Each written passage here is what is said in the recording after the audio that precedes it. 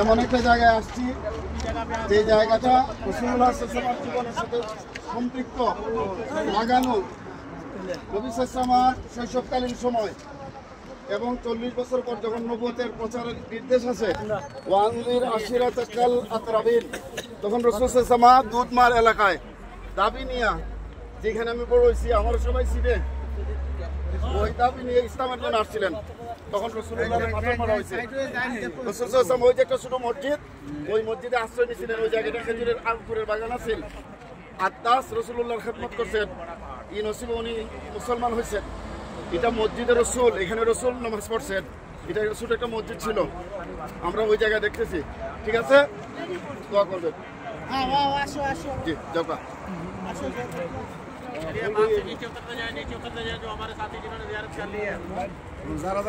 আসামের যারা যান, বাংলাদেশের যারা আসেন, आसाम और बांग्ला काफी दूर से हो गया। ध्यान से हाजी साहब ध्यान से। आस्ते आस्ते जाइबा, ऊंचा नीचा जाएगा।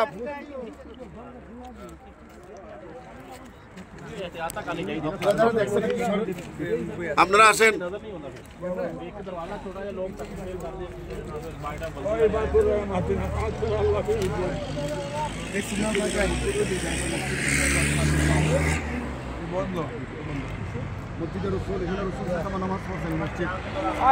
রসুলের নামাজ পড়ছে এই মসজিদ পাথরের, এই যে মসজিদ।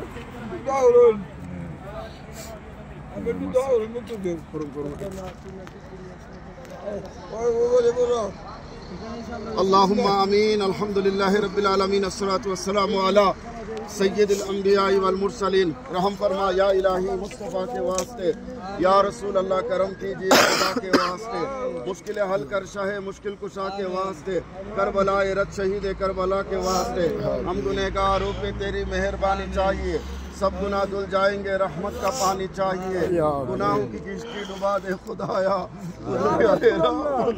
دے خدایا، مولا کریم رب العالمین তোমার নবীর স্মৃতি বিচরিত মুবারক জায়গায় আমরা তোমার নবীর গোলাম রয়ে যেখানে তোমার হাবিব দ্বীনের জন্য রক্তাক্ত হয়েছিলেন, যার মুবারক আমরা ইসলাম। আল্লাহ এই মুবারক মসজিদে রসুলের উসিলা আমাদেরকে মাফ করে দাও। আল্লাহ এই মসজিদে রসুলের উসিলা আমাদেরকে মাফ করে দাও। আল্লাহ আমাদের গুনাহগুলো মাফ করে দাও।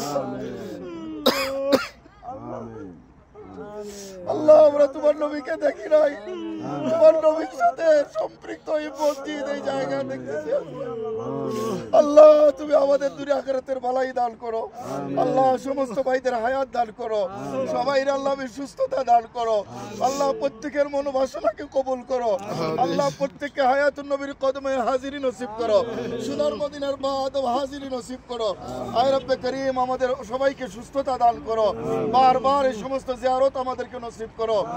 আমিন আমিন। লা ইলাহা ইল্লাল্লাহু।